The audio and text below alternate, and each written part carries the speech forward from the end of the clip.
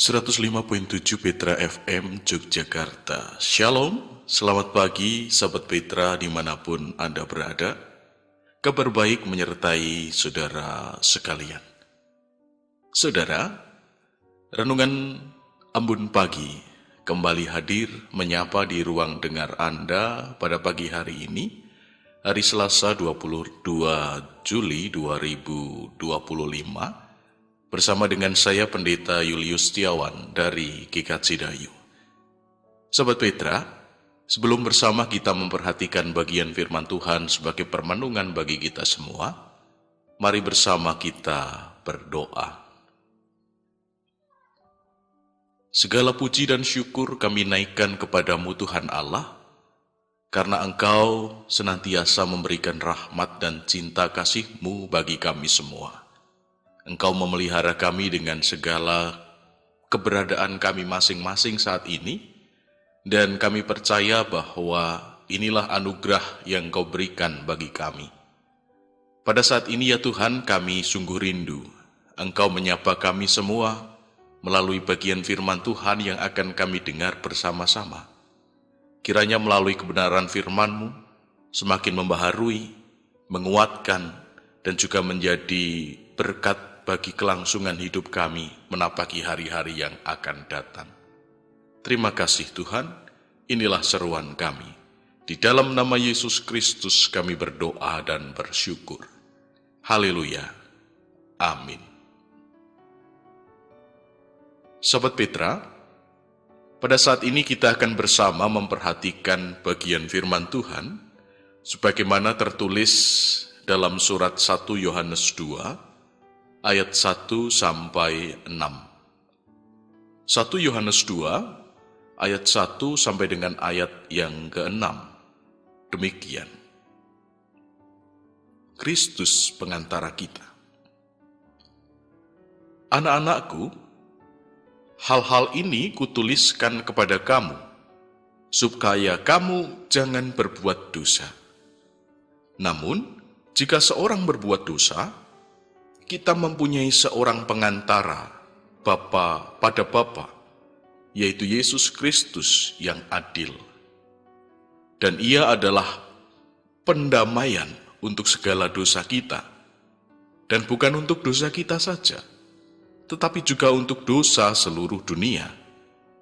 Dan inilah tandanya bahwa kita mengenal Allah, yaitu jikalau kita menuruti perintah-perintahnya.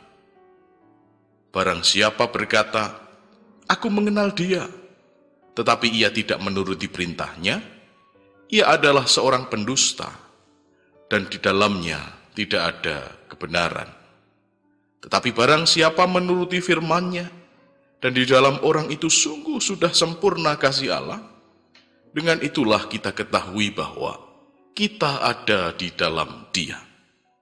Barang siapa mengatakan bahwa ia ada di dalam Dia, ia wajib hidup sama seperti Kristus telah hidup. Demikianlah sabda Tuhan, berbahagia setiap kita yang mendengar dan memeliharanya. Sahabat Petra, renungan kita pada pagi hari ini berjudul Bersekutu dengan Kristus.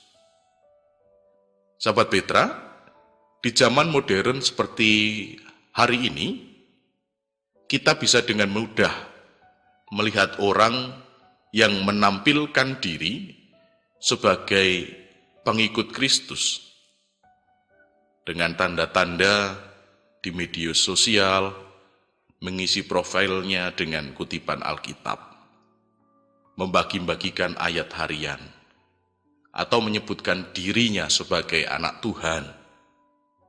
Tetapi sayangnya, tidak sedikit yang hanya berhenti sampai di sana saja.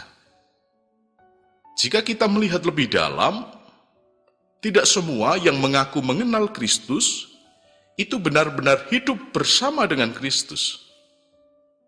Banyak orang yang tampak religius, tapi jauh dari relasi pribadi dengan Tuhan dalam kehidupan sehari-hari.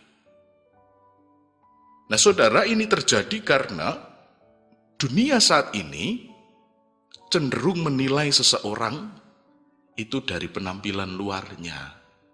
Nah, itu yang dikejar. Yang penting terlihat rohani, padahal mungkin hati jauh dari Tuhan. Nah, nilai-nilai seperti kasih, kejujuran, kesetiaan, seringkali hanya menjadi sebuah simbol, bukan kenyataan yang terpancar dari dalam hidup seseorang itu. Nah, sahabat Petra, ironi seperti ini bukan hanya terjadi di zaman sekarang saja. Bahkan sejak zaman jemaat mula-mula, masalah yang seperti ini juga sudah muncul gitu. Nah, Rasul Yohanes menyaksikan hal seperti ini, lalu kemudian ia menuliskan suratnya kepada jemaat yang saat itu juga sedang mengalami penyesatan pikiran seperti yang dikatakan tadi. Khususnya kepada aliran-aliran Gnostik gitu. Nah, aliran Gnostik ini menekankan bahwa pengetahuan rohani itu lebih penting daripada hidup benar itu. Yang penting mereka mengerti tentang Alkitab.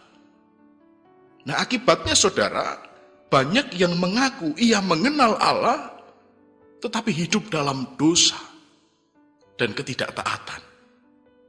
Karena itulah sejak awal suratnya, Yohanes menekankan pentingnya persekutuan itu ya persekutuan yang nyata.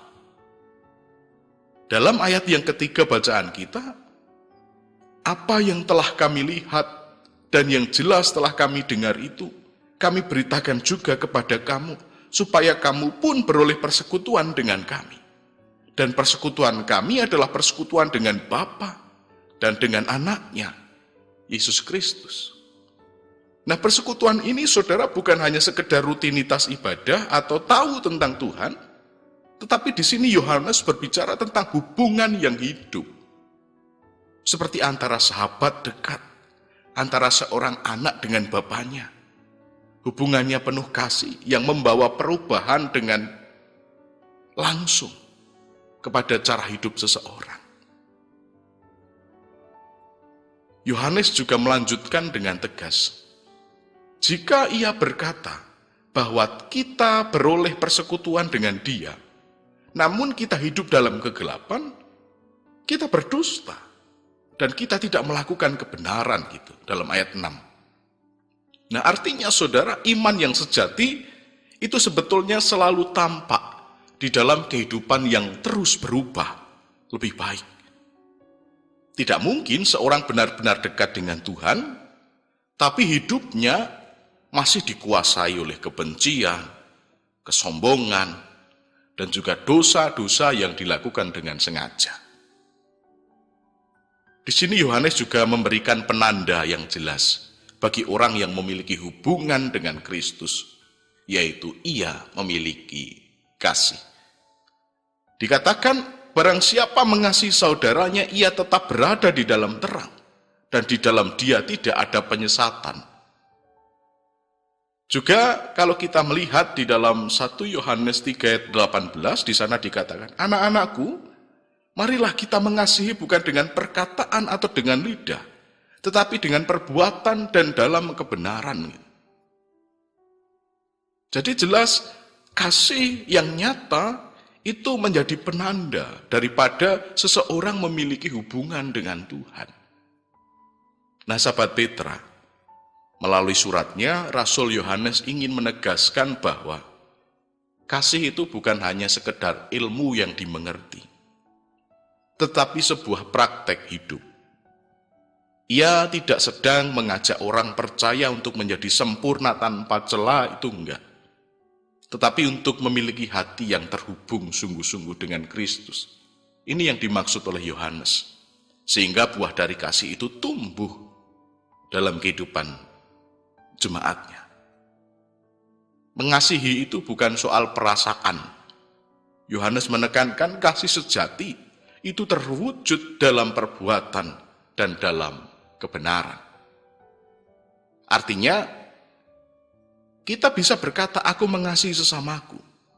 Tapi jika tidak diikuti tindakan konkret, seperti peduli, menolong, mengampuni, maka itu hanya menjadi omong kosong belaka. Lebih daripada itu, saudara, Yohanes juga mengingatkan bahwa hidup dalam kasih bukan hanya soal hubungan dengan orang lain, tetapi itulah penanda nyata bahwa seseorang itu benar-benar berada di dalam terang Tuhan. Maka ketika seorang mengasihi, ia sedang mengatakan bahwa Kristus hidup di dalam kita. Nah, sahabat Petra, pada saat ini mari bersama-sama kita merenungkan secara lebih dalam lagi. Apakah hidup kita mencerminkan kasih Kristus yang nyata? Apakah kita sekedar tahu tentang Tuhan, atau sungguh-sungguh kita bersekutu dengan Tuhan? Apakah hubungan kita dengan orang lain menunjukkan bahwa kita hidup dalam terang Tuhan? Nah, saudara, dalam dunia yang serba cepat, serba sibuk, sangat mudah bagi kita untuk terjebak dalam rutinitas rohani, pelayanan, bahkan aktivitas gereja, tanpa benar-benar membangun relasi yang dalam dengan Tuhan. Tapi Tuhan tidak memanggil kita untuk menjadi religius saja. Tuhan rindu kita bersekutu dengan Dia, berbicara setiap hari dalam doa, serta mengubah hati kita supaya kita hidup dalam kasih yang nyata. Sahabat Petra, persekutuan dengan Kristus bukanlah sebuah label atau status yang bisa kita pasang sesuka hati.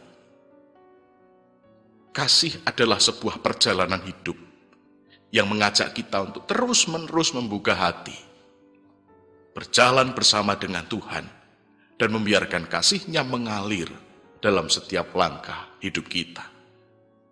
Ketika kita benar-benar bersekutu dengan Kristus, hidup kita tidak lagi sama. Dunia yang tadinya kita lihat dengan mata ego harus berubah menjadi tempat di mana kasih dan kebenaran itu ditegakkan.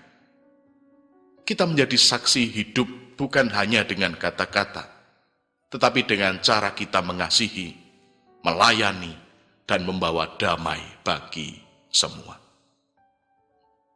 Ingatlah selalu, saudara, bahwa hubungan yang sejati dengan Allah bukan hanya soal apa yang kita katakan, tetapi tentang bagaimana kita menjalani setiap hari dengan kasih yang tulus.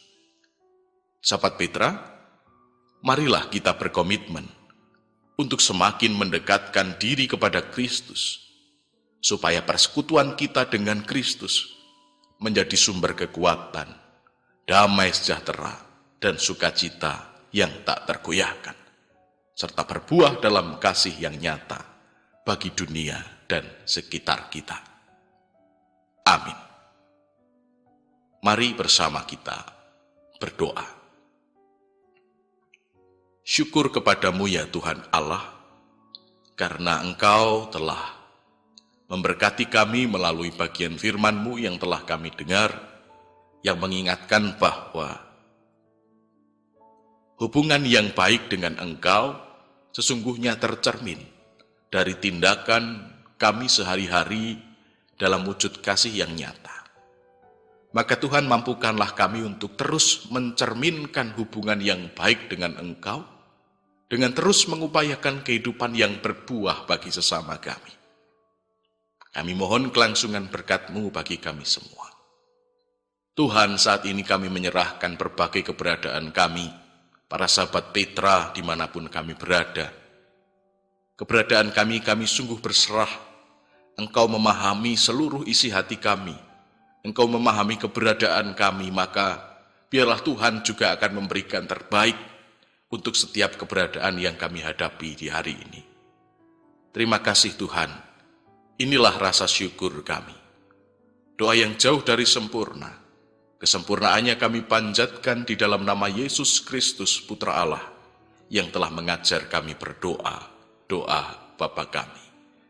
Bapa kami yang di surga, dikuduskanlah nama-Mu. Datanglah kerajaan-Mu, jadilah kehendak-Mu di bumi seperti di sorga.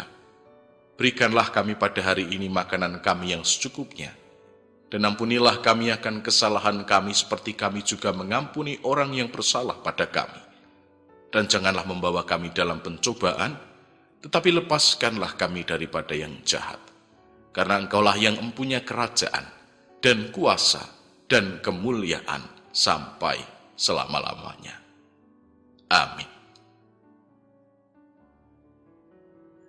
Sahabat Petra, demikianlah renungan Ambon Pagi, edisi hari Selasa 22 Juli 2025, telah hadir membersamai pagi Anda di saat ini. Saya, Pendeta Julius Setiawan, pamit undur diri dari ruang dengar Anda. Selamat pagi, salam sehat ceria, Tuhan memberkati.